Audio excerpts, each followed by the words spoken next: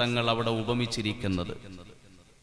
നോക്കൂ നിങ്ങൾ, ശവംദീനികളായിട്ടുള്ള നായ്ക്കളാണ് ദുനിയാവിന് വേണ്ടി അത് ലക്ഷ്യമാക്കി ഓടുന്ന ആളുകളെന്ന് മുഹമ്മദ് മുസ്തഫ സ്വല്ലല്ലാഹു അലൈഹി വസല്ലം. ഗൗരവത്തോടെ നമ്മൾ ചിന്തിക്കണം.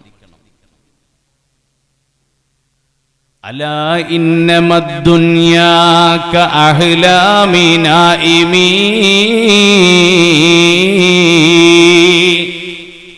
അറിയണേ ദുനിയാവെന്ന് പറയുന്നത് ഒരു സ്വപ്നക്കാരന്റെ സ്വപ്നം പോലെ മാത്രമാണ്. ദുനിയാവെന്ന് പറയുന്നത് ഒരു സ്വപ്നക്കാരന്റെ സ്വപ്നം മാത്രമാണ്. എന്താണ് സ്വപ്നക്കാരന്റെ സ്വപ്നത്തിന്റെ പ്രത്യേകത? ഒന്ന്, കണ്ണ് തുറന്നാൽ കഴിഞ്ഞു പോകുന്നതാണ് സ്വപ്നം.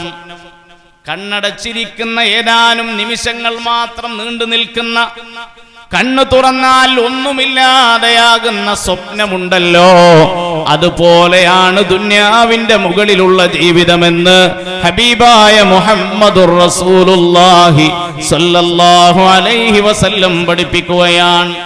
എത്ര ഗൗരവത്തോടെയാണ് ഇത് ഓർമ്മപ്പെടുത്തുന്നത്. നബി തങ്ങൾ പറയുന്നുണ്ട്, അദ്ദുനിയാ സലാസതു അയ്യാം, ദുനിയാവെന്ന് പറയുന്നത് വെറും 3 ദിവസമാണ്. വെറും 3 ദിവസമേ ദുനിയാവുള്ളൂ. ഇത് പറയുമ്പോൾ ഒരു തമാശയായിട്ട് നിങ്ങൾക്ക് തോന്നുന്നുണ്ടാവും അല്ലേ? ദുനിയാവിന്റെ മുകളിലെ ജീവിതം വെറും 3 ദിവസമേ ഉള്ളൂ എന്ന് മുഹമ്മദ് മുസ്തഫ സ്വല്ലല്ലാഹു അലൈഹി വസല്ലം. ആലോചിച്ച് നോക്കി, എന്തൊരു തമാശയാണത്. 70, 75, 100 വയസ്സൊക്കെ ജീവിക്കുന്ന ആളുകളോട് പറയുന്നത് ദുനിയാവിന്റെ മുകളിൽ ഒരാൾക്ക് ആകെ 3 ദിവസമേ ജീവിക്കാൻ പറ്റുള്ളൂ എന്ന്. ചിന്തിച്ചാൽ വളരെ കൃത്യമാണ്.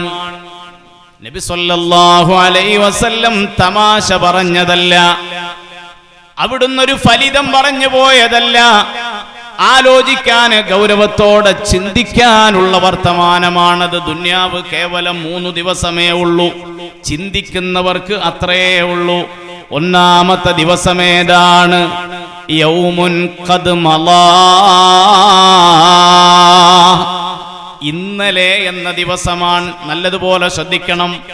ഇന്നലെ എന്ന ദിവസമാണ് ദുനിയാവിൽ ഒരു മനുഷ്യന് ലഭിക്കുന്ന ഒന്നാമത്തെ ദിവസം, ആയുസിന്റെ ഒന്നാമത്തെ ഘട്ടം. യൗമുൻ ഖദ് മളാ, ഇന്നലെ എന്ന ദിവസമാണ്. എന്താണ് ഇന്നലെയുടെ പ്രത്യേകത? ഖദ് മളാ, അത് കഴിഞ്ഞുപോയി. ഫമാ ബഖിയത് മിൻഹു ശൈ, ഇന്നലെ കഴിഞ്ഞുപോയ ദിവസത്തിൽ നിന്ന് ഒരു സെക്കൻഡ് പോലും നമ്മൾ കയ്യിൽ ബാക്കി വെച്ചില്ലല്ലോ. അത് മുഴുവനും കഴിഞ്ഞു പോയില്ലേ?